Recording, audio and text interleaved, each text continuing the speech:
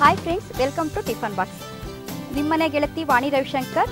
ಇವತ್ತು ಒಂದು sprouts ಬಳಸಿಬಿಟ್ಟು sprouts ಕರಿ ಮಾಡ್ತಾ ಇದ್ದೀನಿ.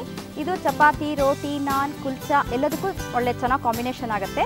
ಇದಕ್ಕೆ ಬೇಕಾಗಿರುವಂತಹ ಪದಾರ್ಥಗಳು: ಸಾಸಿವೆ, ಕರಿಬೇವು ಸೊಪ್ಪಿನ ಪುಡಿ, ಎಣ್ಣೆ, ನೆನೆಸಿ ಬೇಯಿಸಿರುವಂತಹ ಎಲ್ಲ ವಿಧದ ಕಾಳುಗಳು, ಇಂಗಿನ ನೀರು, ಅರಿಶಿನ, ಅಚ್ಕಾರದ ಪುಡಿ, ಉಪ್ಪು, ಬೆಲ್ಲ, ಹುಣಸೆ ರಸ ಮತ್ತು ಒಂದು ಸ್ವಲ್ಪ ಅಕ್ಕಿ ಹಿಟ್ಟು.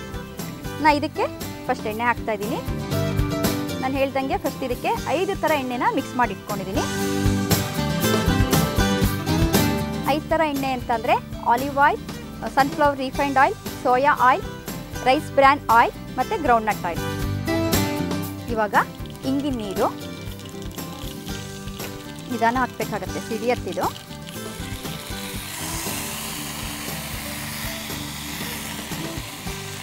ಇದಕ್ಕೆ ಕರಿಬೇವು ಸೊಪ್ಪಿನ ಪುಡಿ,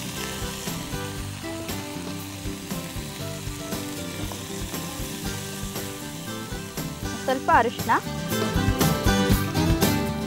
ಹುಣಸೆಹಣ್ಣು ರಸ, ಬೆಲ್ಲ. ಈ ಕರಿಗೆ ಉಪ್ಪು, ಹುಳಿ, ಖಾರ, ಸಿಹಿ 4 ಹದವಾಗಿರಬೇಕು, ಆವಾಗಲೇ ರುಚಿಯಾಗಿರುತ್ತೆ. ಇದಕ್ಕೆ ಸಾರಿನ ಪುಡಿ, ಮೇನ್ ಈ ರಸಂ ಪೌಡ್ರ್ ಅಂತೀವಲ್ಲ ಅದು ತುಂಬ ಟೇಸ್ಟ್ ಕೊಡುತ್ತೆ. ಇದಕ್ಕೆ ಅಚ್ಕಾರದ ಪುಡಿಗಿಂತ ಸಾರಿನ ಪುಡಿ ಟೇಸ್ಟ್ ಚೆನ್ನಾಗಿರುತ್ತೆ. ಮತ್ತು ರುಚಿಗೆ ತಕ್ಕಷ್ಟು ಉಪ್ಪು. ನಾವಿಷ್ಟು ಹಾಕ್ಕೊಂಬಿಟ್ಟು ಚೆನ್ನಾಗಿ ಕುದಿಸ್ಕೊಳ್ಳೋಣ.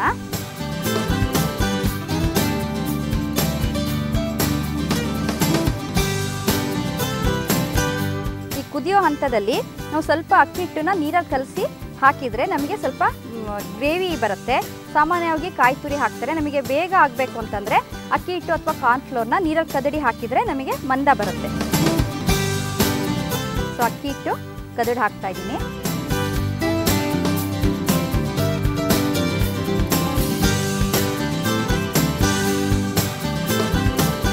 ಅಕ್ಕಿ ಹಿಟ್ಟು ಬೆಂದಿದೆ. ಈ ಸ್ಟೇಜಲ್ಲಿ ನಾವು ನೆನೆಸಿ ಬೇಯಿಸಿರುವಂತಹ ಎಲ್ಲ ವಿಧದ ಕಾಳುಗಳು ಮೊದಲೇ ಬೇಯಿಸಿರೋದ್ರಿಂದ ಈ ಗ್ರೇವಿ ಚೆನ್ನಾಗಿ ಕುದ್ರೆ ಆಗುತ್ತೆ, ಭಾಳ ಬೇಗ ರೆಡಿ ಆಗುತ್ತೆ ಇದು.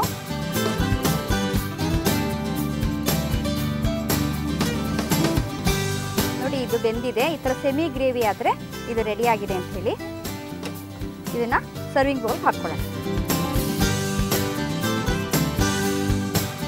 ನೋಡಿದ್ರಲ್ಲ ಕಾಳುಗಳ ಗ್ರೇವಿ ಎಷ್ಟು ಬೇಗ ರೆಡಿ ಆಯಿತು ಅಂತೇಳಿ. ನಿಮ್ಗೆ ಇದು ಇಷ್ಟ ಆಗಿದೆ ಅಂತ ನಾನು ಅಂದ್ಕೊಂಡಿದ್ದೀನಿ. ಮತ್ತು ಇದೇ ಥರ ಹೊಸ ರೆಸಿಪಿಯೊಂದಿಗೆ ಮತ್ತೆ ನಿಮ್ಮನ್ನು ಭೇಟಿ ಮಾಡ್ತೀನಿ. ಅಲ್ಲಿವರೆಗೂ ಹ್ಯಾವ್ ಎ ನೈಸ್ ಡೇ.